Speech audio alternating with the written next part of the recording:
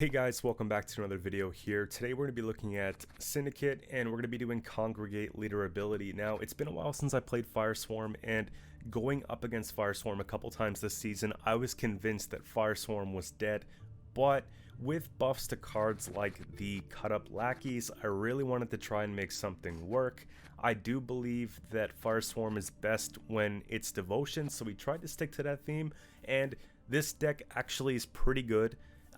Certainly get you to pro, and you'll certainly win some games in pro, and I featured some good games in this video. There's 4 games for you guys to check out today, and let's go through the deck a little bit. So we have Jacques Miraculous Child. This card we're ideally going to want to play round 3. It's a Fireswarm tag, and it has Veil, so it's harder to get rid of. With that, it's going to spawn a couple Fireswarm units, the Flaming Rose Footman on the row. It's going to help boost things up for our big swarm, and then of course whenever I play a Fireswarm card, gain 1 coin. That really helps because the deck doesn't have a lot of profit cards, of course. And, you know, moving on to Ulrich, I played into the Intimidate archetype quite a bit with this, the same way that you'd be playing more or less Assimilate if you're playing Nilfgaard. So we have, I think, a total of 8 Intimidate units on, you know, this deck. And what Intimidate is, whenever we play a crime card, it's going to boost itself by 1. So it's like a little passive engine to help get some extra points through what we're doing here. So this is good to spawn a base copy of a Bronze Fireswarm unit from hand. And Devotion, there is a clause there, which is why one of the reasons why we said Devotion was better. Devotion boosted by 2. So we would be looking for the Fallen Knights 9 times out of 10. If we do not have them, the Cleric of the Flaming Rose is a great alternative. And I put in 1 here because, generally speaking, there are some better cards we're looking to play, but this is still very good. So I prioritize maybe deck thinning a little bit more than having 2 Clerics. However, Cleric is really good as a backup for that. So we have Ulrich. I wanted to get this deck nice and thin without having to use cards like Vivaldi Bank, and it really plays into the Intimidate archetype as well. We're able to play a Bronzdorf from our deck and spawn a Cleaver Muscle, so it's good point slam, and it's good passive, you know, just proactivity, right? We're able to just get something out there, bring out more engines, so you can play this from hand if you already have Furco out, or if you already have Skewer Tooth out. Otherwise, you want to Furco into it, and then you'd be able to just get the whole swing there. The targets that we're bringing out, guys, are the Bare Knuckle Brawlers, so I don't really want to play these from hand. We ideally just want to pull them out of deck and consider it like a thin or whatnot, right? We're getting another engine on the board, but it's a pretty slow play, so playing it from hand's not always ideal. You want to mulligan it back if you see it in your hand. And moving on to the awesome cards like the big slams here. So Grand Inquisitor Helvide's one of my favorite cards for Syndicate. I think that you could honestly play this in just about any Syndicate deck. I wouldn't say it's limited to Fireswarm just because it's so many points. You know, off deploy it plays 10 for 10, and then you have a great engine that you can just fill the board with. And this would be good if you're doing some kind of like Syndicate Poison deck where you self-poison, where you have the tokens to self-poison. This would be good for just about anything Swarm related. And it's just a really good passive spender. Like I said, if you have a lot of coin and you don't know how to manage it, that's a great way to go about it. Horson Jr. Now this card here, again, it's another one that benefits from having Devotion. This has Insanity, so we're able to just, you know, use it. The secondary effect, even if we don't have enough coins, which is pretty cool. So we damage a unit by 6. And with the Insanity part of it, since we're playing pretty lean with the coin, we'd be able to kill off something that's 3 power. So that's really good if they have like something that they boosted with the stratagem, and then we can just take it out, especially if it's an engine. And I felt like some removal was required with this sort of deck to make it more or less competitive, so there we have it. Desiree is one of the big payoff cards that we have from swarming here. So, you know, it has Echo, so we're playing it in 2 rounds, and we're able to damage an enemy unit by 3 and boost all allied Fireswarm units by 1. And obviously we'd be looking for a death blow, so we're able to boost all units instead, and that'll go even further than just boosting the Fireswarm, of course, right? We have even the Brawlers and even the Bouncers and, you know, all the other stuff on the board that's going to be boosting. And it's not too difficult to get a death blow when we have a lot of cards to knock units down, like the Bloody Good Fun, the Paydays, we have the Horson, of course, we have the cut up lackeys that are doing that bonded damage, right? You know, the 2 from this and then the 1 from the senior, well, the 2 extra from the senior that we're going to be bringing out. So there's a lot of pings going around that's going to really help with the disarray. So that's another reason why we have that there. Sacred Flame, I think this card needs a buff. I honestly think that this card deserves resilience. Let me know if you guys think that this card deserves resilience in the comment section, and maybe CDPR will see it one day and change their mind about it. Now, deploy spawn a Firestorm unit on both sides of the card and order boost all allied Firestorm units by 1. So this is another payoff card that we have. You can use it to take a round if you don't have disarray. Preferably you want to save it for last round. Now, I like the card. I just think that the resilience tag, like I said, is one of the big things that would really bring this deck up a little bit, because sometimes people just pass on it, but it's still a great card nonetheless. So this one here, of course, another Intimidated Engine. It's going to be transforming 2 tokens, preferably, into cut up lackeys. Alternative to the tokens could be like a Furco or something like that. And that's going to really help us get those passive points, because we do have a good amount of crime cards in the deck, right? Damnation recently got, I believe, the buff. I want to say it was 8 provision, now it's 7. But damage 3 enemy units by 2, death blow, spawn a Firestorm Zealot on the opposite row for each destroyed enemy. So we're able to basically get 6 points of damage, and then we're able to get 6 points of, you know, carry over onto our side, you know, for the round. And then we're getting the Intimidate tags off that for all the units that have Intimidate. And then we're also getting the spawn for the Fallen Knights. So it makes a huge difference when you play a card as simple as Damnation. This is actually one of our big payoff cards, so don't use this one lightly. And even if we don't have really good ping-offs with our crime cards, most decks are playing units that are 2 power, 3 power, like in the form of tokens. So there's always something to hit. Obviously you want to use this in a long round. It's not really something you want to bring into round 3 if it's like a 3-card round or something like that. But again, when you have space and time for it, it's a phenomenal payoff. Now, Skewer Tooth is one of those things, depending on the matchup, you might take the Tribute ability and you might not. If you're playing Devotion, it's very hard to get rid of this card. So you can gauge your matchup to see if you're deciding to take it. The Intimidate 2, this is the only card that has Intimidate 2. So it felt like more or less a requirement to include here. And that's going to boost up really quick. Ideally, we want to get this to, like, let's say, you know, 12 points, give or take, and I'm pretty content with that. So we just really have to play 3 or 4 crimes and we're there, right? And that shouldn't be hard to come by with the deck that we have. Fallen Knights, of course, we mentioned it. Veil, so they can't lock it. It's an immediate threat. Intimidate, so it's an engine, and then the extra spawn clause. It's gonna blow up from our leader, from Helvide, from Sacred Flame, from Jacques, from, if we play Ulrich after, you know, from Congregation, from the, let's see here, the Damnation, right? The Cleric. There's so many cards that are going to boost this up. These are one of our win conditions. They're going to be like 20 points if they live each. So it's crazy, and we have the opportunity to play up to 3 of those in this game. So we want to have some good removal as well. Payday is great. We can use it one of 2 ways. We have the ability to remove an engine clean if there's nothing really good to target, and we want to take tribute on something else, but we're lacking coin. Then we certainly have the option just to hit a 1 or something like that and get the 4 coin payout. Again, I like the versatility of the card because you don't always use it for the 5-point removal. And Casino Bouncers, I found with the trial games that we did today that the deck consistency was actually very good. So Casino Bouncers are, you know, something to credit for that as well.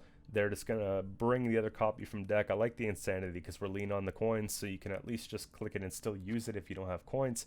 Again, we have the Thinning Pair, we have the Furco, we have the Nilfgaard Injustice, and I'm pretty content with the amount of thinning we have. I'd say that we're pulling pretty well our win conditions in most games, so that's good to have. We talked about the Cleric. Bloody Good Fun's just in there. I'm using it primarily as like a 4P removal. I value that quite a bit, especially because the Intimidate payoff is just going to be huge. So 4P removal, maybe we can work it up to 6 or something like that. Our ceiling would be 7 with the leader, right? Full leader plus the 2. Actually, it would be Profit 4, yeah. So profit 4 plus the 3. So that would be like sort of the ceiling to the card. But again, more often than not, just use it for 4. Congregation's huge. Make sure you play this card when the row already has a Fireswarm Zealot on it. Otherwise, you're not getting the full benefit, right? You want to spawn that 3rd one as well. I see this card misplayed very often, so just make sure you read the last little bit of that one there. And of course, cut up lackeys with the buff from 5 provision to 4. It's a very slow payoff. Let's say that. It's one of those things where if it lives, it's great. If it doesn't live, well, it's only 4 provisions and you don't have to worry too much about it. And like I said, the Knuckle Brawlers are just kind of throwaways that we can just bring out with Justice and whatnot. So there you have the deck. I recorded 4 games for you guys today, so I'd love to be able to show you those. And if you felt like the deck was useful, give it a try and let me know how it goes in the comments below. And if you guys want to see any other types of decks, let me know what you guys are feeling like, and I'll certainly take some time to put something together for you. So we'll see you soon. Let's get into the video. Alright, and for the first game we have Line Pockets from Syndicate. It's going to be a very tricky matchup, I think at least, because they have a lot of removal and we have a lot of engines and things that kind of come out looking a little innocent. What's nice though is that the Fallen Knights do have the Veil status, so if they're looking to give it bounty, it gets a little bit awkward for them, so it works out quite well for those guys.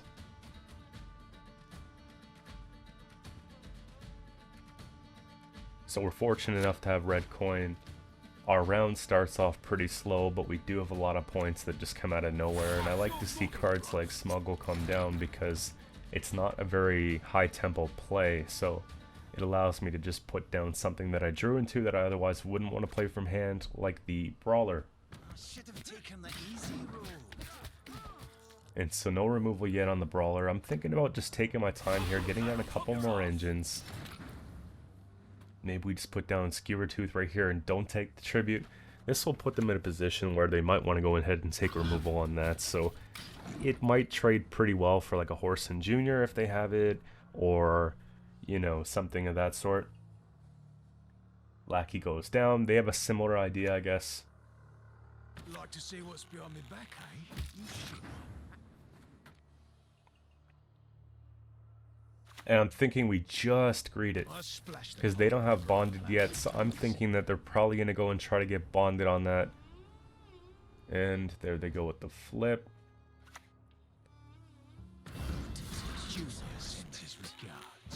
You just start picking them off one by one, really. So the Intimidate 2 is really nice. It helps us keep some pace here. They still have 2 of those there, but we do have another payday in hand. What a snipe. Holy. Consideration just to take the horse in here, if anything.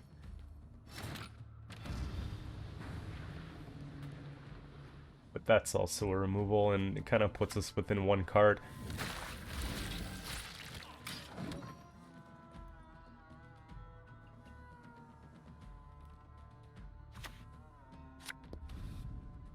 Seeing roll 1 Cleaver is kind of nice.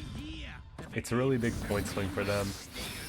You know, we have to respect the fact that they got 34 points on the board, right? As far as commitments, I don't think we did a whole lot here. We put down the Skewer Tooth, and that's really about it. Everything else was just 4 provision bronzes from hand and a couple damage cards, and we've got some provisions out of them at least. So there is a huge consideration to pass here. Just because I don't think we have reach in 2. There we go.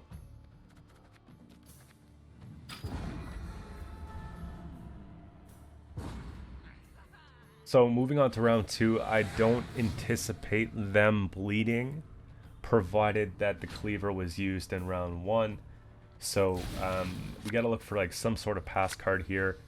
The Brawler has to go back in case we pull Justice. We also want to obviously get out a Fin of some sort if we can, so we have the Bouncers as a consideration here. But an alternative would just be the Congregate, and I want to mulligan back the Bouncers because, like, if we don't have to play them, ideally I won't. there's a good chance that we'll pull into one of them in round 3 anyways. So I'd rather just start to, you know, mold the hand here and get as many of the good cards as we can. See what I mean? We pulled into a bouncer, so even now we'll probably tuck that back just in case, right? And we want the Ulrich, and we want the Justice, and we want the Furco. I know what you're saying, you know, what happens if we would have taken that Finn on round 2? Maybe that was the play. If I went back, I probably would have taken the Casino Bouncer Finn on round 2, just so that we wouldn't have to draw into it on round 3, but for what it's worth, we did pull most of what we needed anyways. The Justice would have been our best play after that, but we did draw into the Ulrich.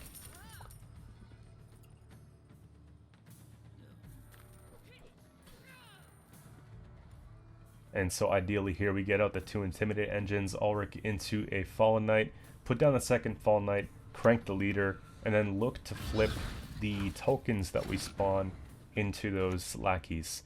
And it's unfortunate from the opponent there that they would have done that in round 1, so they don't have that really big play. It's kind of like we have one up on them at this point.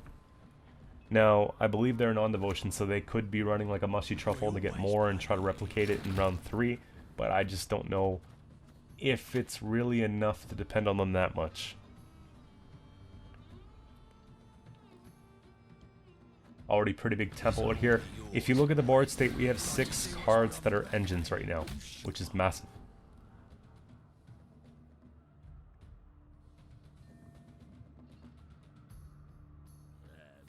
So now we gotta protect the Fallen Knights a little bit more, and we want to make sure we get some value from the lackeys before they may be removed. There's a consideration here. I mean, even to take a not very good Damnation, but I think the best bet's just to take a horse in here and prevent the Bonded. Wait till they get a couple more cards on the playing field before we take the Damnation. The Damnation damage will be extended by the extra lackey points that we'll do, so not a bad spot. There's one target for it. Belly or throat? Got a preference? Oh, you've done it now.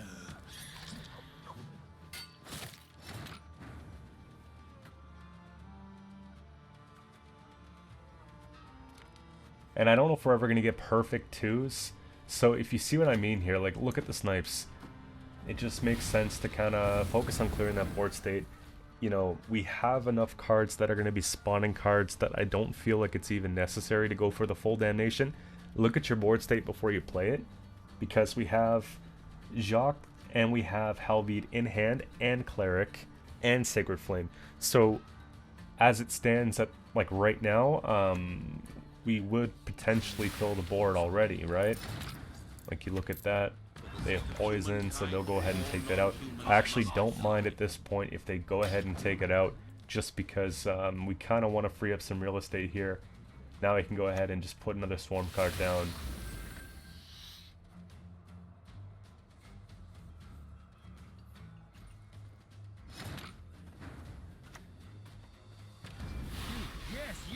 Man, I'm still not over that play with the Damnation and the cut up lackeys. That was pretty smooth. So 43-point lead. They do have, you know, some leader left. It's not too bad. You put Helvide on the back row here.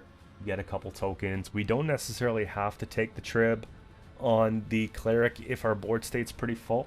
We can also just use the extra coin that we have to convert damage tokens into Flaming Rose Footmen.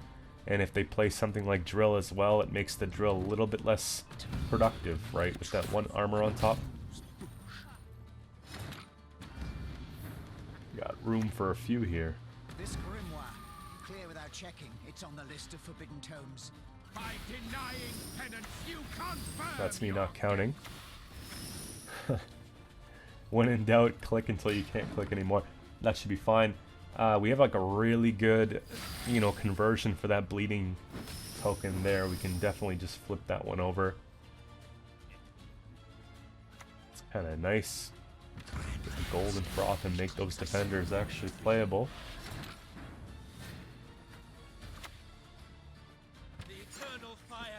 And yeah, you see what I mean? We get that big flip going on.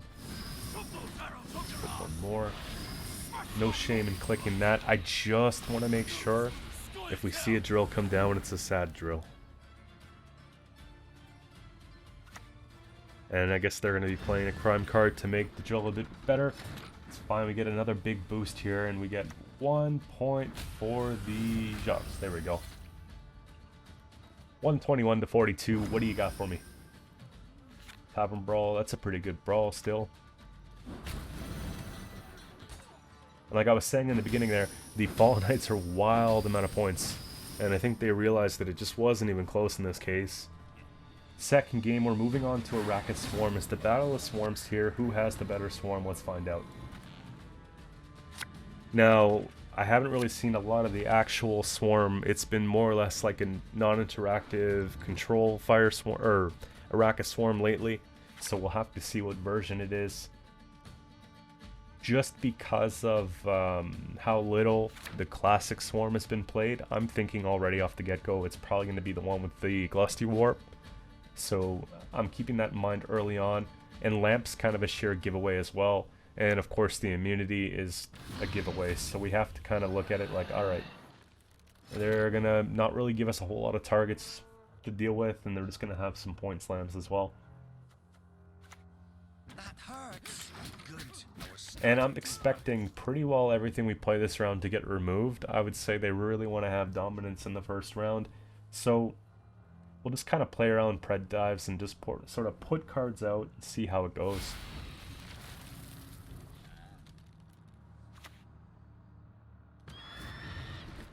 You know what I really like about the cut-up lackeys as well is that everyone's afraid of them. So if you look at them, people are like, man, I can't deal with that. We got to remove it right now. So you're going to see, you know, a lot of opponents just stopping their combination and just going after that card right away before the bonded effect. And I feel like that plays almost for the provisions by itself, right? It's like they stop putting down engines to take care of that card. And, you know, you can often just play it as a bluff too. Like, I didn't want to go super hard with it, but we do have a pair in deck, and we do have the ones that we can create for Morrison Sr., and it should just be enough. You know, perfect situation, we line up all four, but again, I'm not even really planning for it that way. It still does 1 damage by itself if you just have one out, which, again, still plays for its provisions.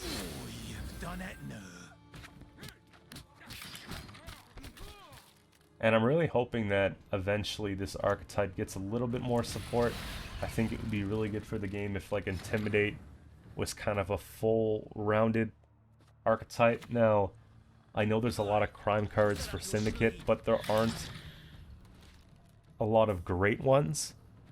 I think there's some that could use a little bit of a rework. And, you know, it would be kind of cool if, you know, you didn't have to play like a crime card that plays into like a bounty to be able to play crimes, you know what I mean? Just to have something that, you know, you can use Intimidate and you can use crimes, and that's about it. Maybe if they made a couple more Intimidate units, you know, that would be pretty cool itself, or a couple cards that create and play cards.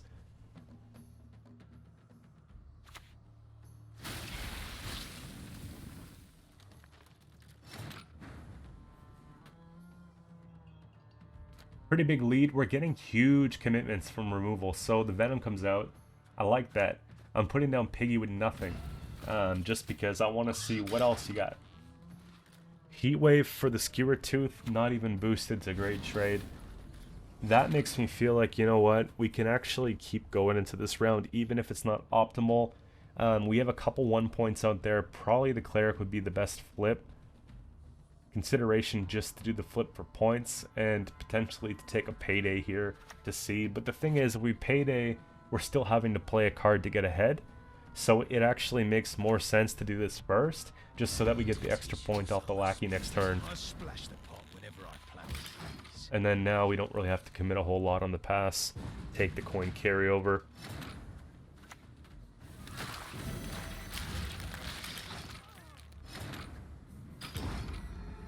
And our hand's still not bad. You know, we kept a really, like, good couple cards there, and, you know, I'm looking to see if we have enough to bleed out Mamuna, for example. That's a really good hand. The only thing I'm not super happy with here is Desiree. And, you know, a lot of times people wouldn't want to mulligan that, but I think it's worth it. The fact that we saw so much removal from them in round 1 tells me that maybe they have Mamuna and a couple big point swings, but like, what else do you got? And the Curse of Corruption comes down here. At this point, Parasite, Venom, Corruption, Heatwave, like, I don't think there's anything else you could use to remove anything that I have, you know? So we got what we wanted, but now I gotta put myself in a position where we can actually get our card back. Helvid's probably good first because Jacques is better in round 3. So we'll just go ahead and see if we can get back our card on this play.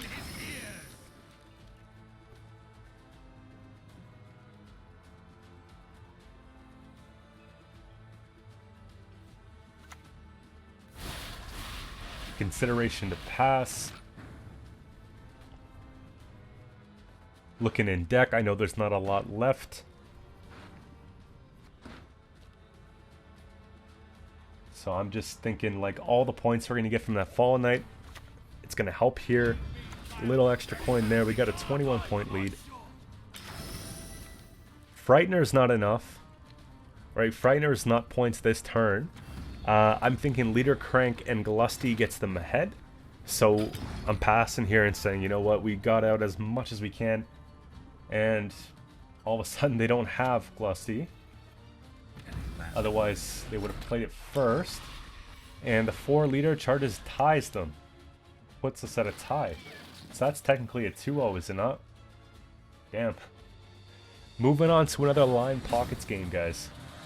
I don't know what it is today. Today is the 14th of November and everybody wants to play Line Pockets.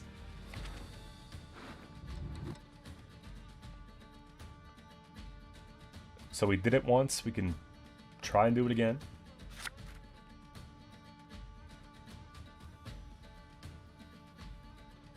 Brawler goes back. We'll take our own advice and we'll try to get out our deck thin early on in the game.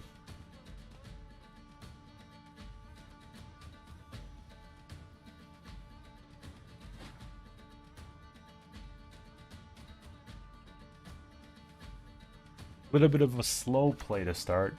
That's why I'm like indifferent about the card. Like I don't know if like I like it, I don't know if I don't like it, you know what I mean? It's one of those things. So we'll just start cramming cards here. The order's decline began. Just jamming cards. I don't see a reason not to.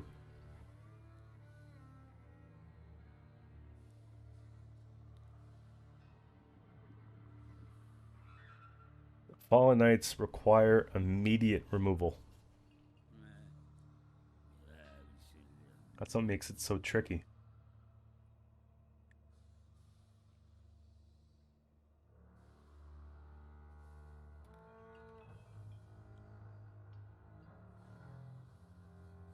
So how do they respond to this one here?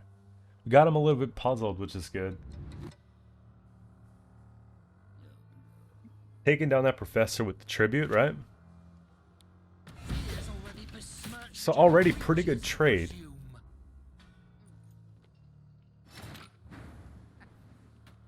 And it's one of those things where when you put down the second Fallen Knight, it's often pretty slow to... Or the first Fallen Knight, it's often really slow to put down the second one. And I don't like doing 2 in the same round unless I put down the second one and I crank the leader. Otherwise, you have it sitting there for 4 points, and it's one of the easiest things they can possibly remove.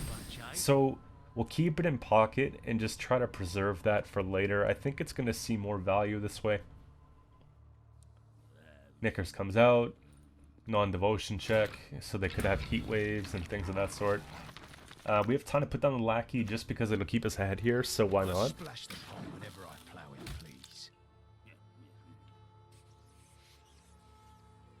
That's too bad. You see what I mean though? Every time people see it, they just have to remove it. And it's really easy for us to get ahead here, only a couple points required. This would be a decent time to take our Thin, be also a good time to take the Cleric.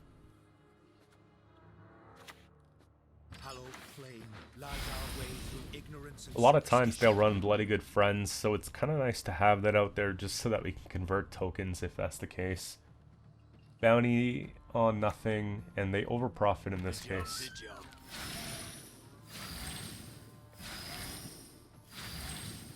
So that's, yeah, again, that's really not too bad. We're starting to see some of these coin being spent. The flip on that is such a good payoff, though.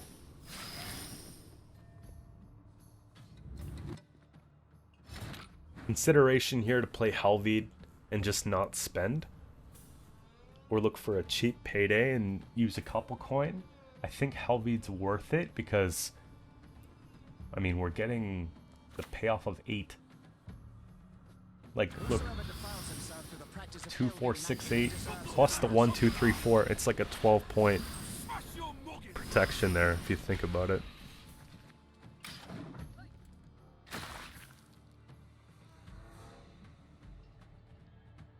I feel like we got them scrambling a little bit too. It's going to take some pretty big commitments at this point in the round to sort of get ahead. Again, we haven't spent a whole lot, which is the beauty of it all, right? Seeing another pretty expensive card come down.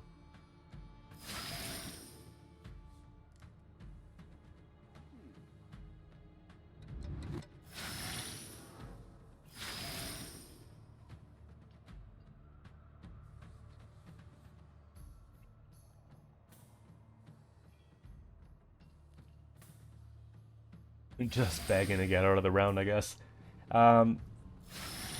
It's one of those things where our thin package will not get us ahead. Because we have... Will it here? Will it?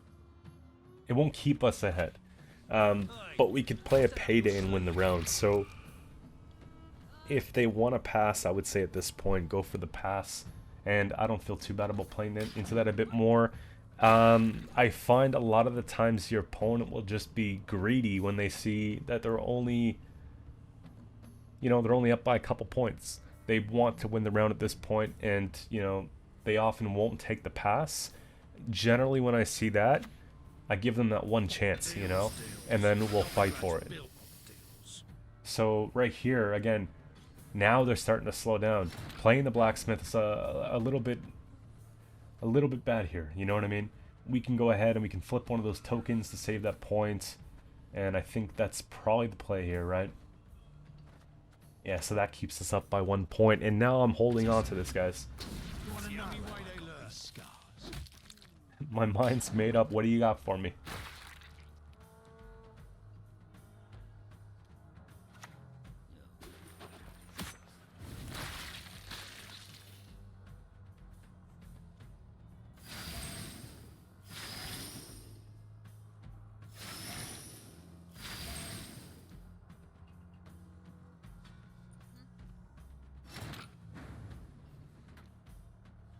So we have the Intimidate on 2 cards, and we have the Lackey that's going to do 1 damage provided it doesn't hit the armor.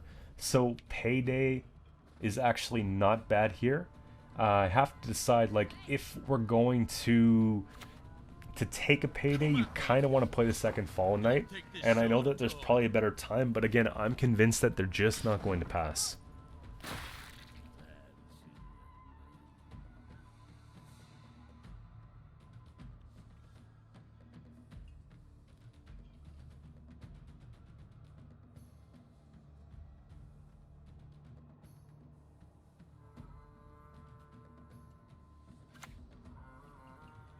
Longships are overrated.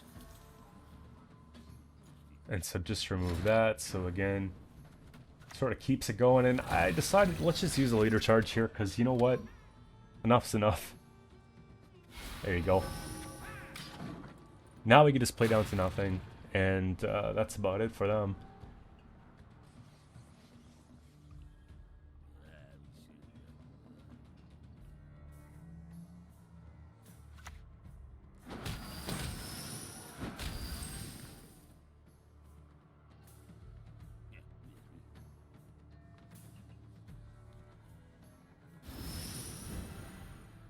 at least put them in a position where they have to spend all their coin to get out of the round, right? So 4 more. Is it even enough though? We still have reach with it. I mean, if they full leadered here, then it would basically make this round unwinnable for us, but provided a 10-point lead's pretty big.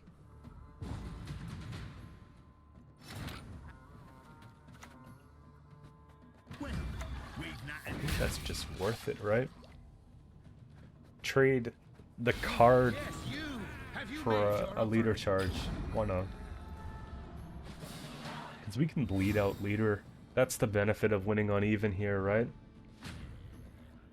You like to see it. Justice comes down. Disarray short round's not really ideal.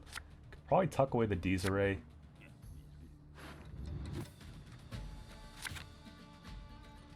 You could always Furco into something. Yeah, Furco into Justice. Disarray goes back for... Yeah, that's probably better.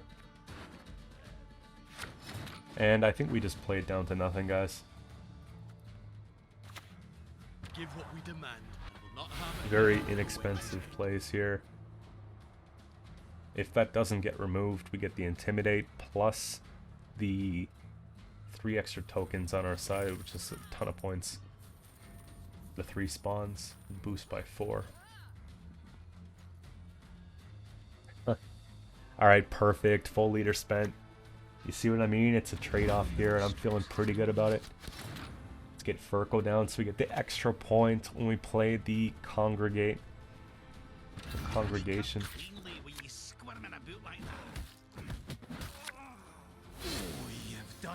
One Intimidate there, plus the 3, so we're getting 7 points on the next play, puts us up to 20.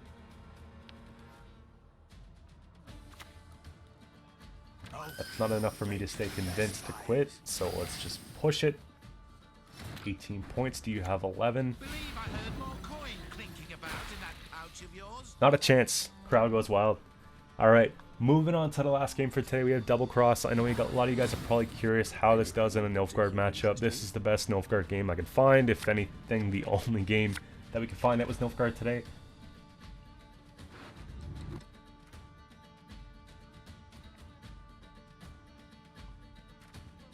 Take a mulligan on the lackey. I don't really like to play them unless I see Horson in hand. Otherwise, it's kinda, you know, like I will still play them, but I would rather just put down the Intimidate engines at that point for the most part.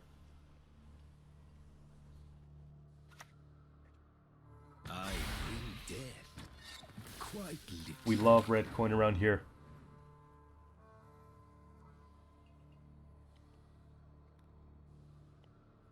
Red coin helps us commit just enough without overcommitting.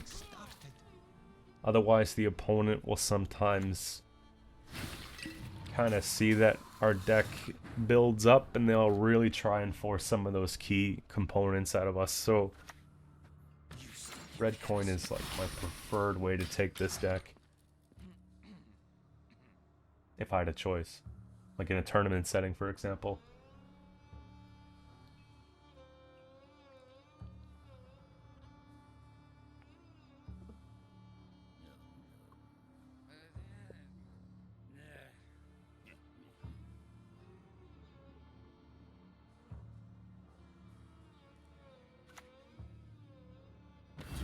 Sides.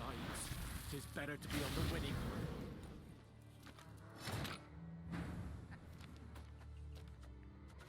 Starting to see a little panic.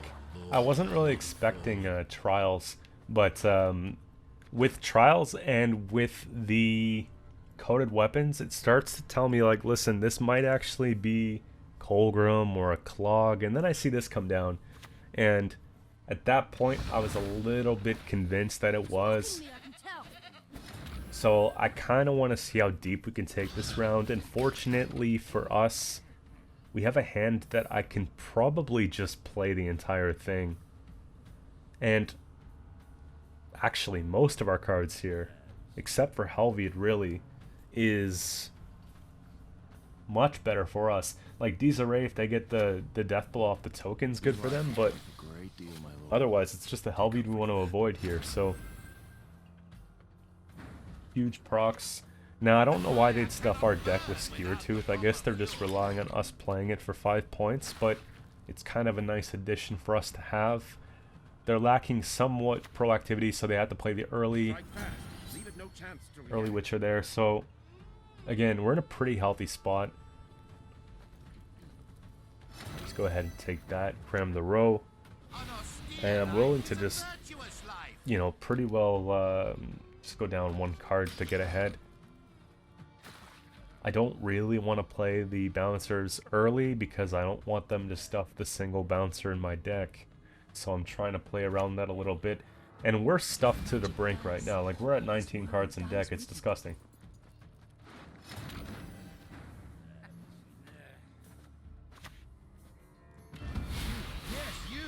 I'm hoping that they don't leader here.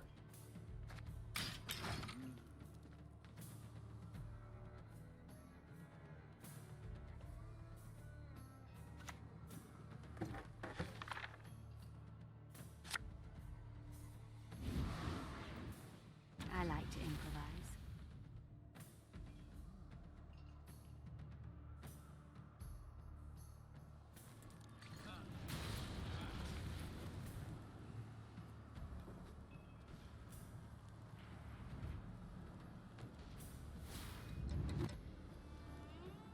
Black hat, hook nose, prominent wart. No doubt about it. Confirm your guilt. You will answer my questions. And that's just nice. It keeps us ahead. So we have to, you know, hope that they don't have either Vilgefortz or like a Yennefer's Invo. Otherwise, we lose round. To see Letho come down's massive. That confirms my suspicions of Colgrim. And now the Colgrim's that worse. Like, you know, we have to worry about winning 2 rounds here, but I certainly think we win 1. And a Yurden. What's with us getting Yurden today, man? Any last words? It's 49 to 71. Do the math and figure it out, guys. A lot of people would pass here like there's no shot, but watch. Huge. We got the Intimidate out there. It makes a big difference, man. 1 leader charge, we win on even. And did we actually commit a lot? I mean, Sacred Flame, Halved, and a Skewer Tooth. They gave us back a Charity Skewer Tooth. So, even if our hand's not the best hand, we have that reach of winning on even. I think it's too short of a round to really get a payoff from Disarray, especially if they put a defender down. It could play for like 0 points. So that's probably our best bet.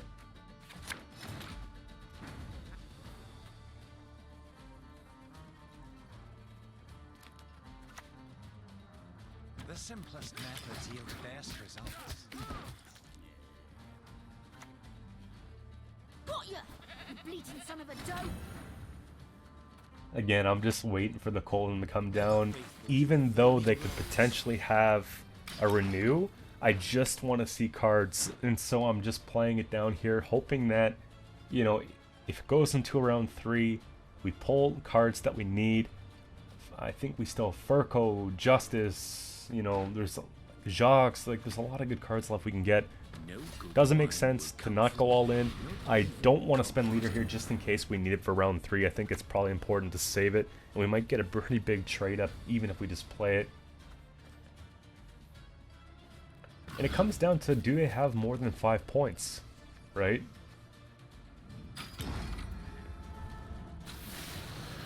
And they don't. Let's get some hype up in the chat. Alright.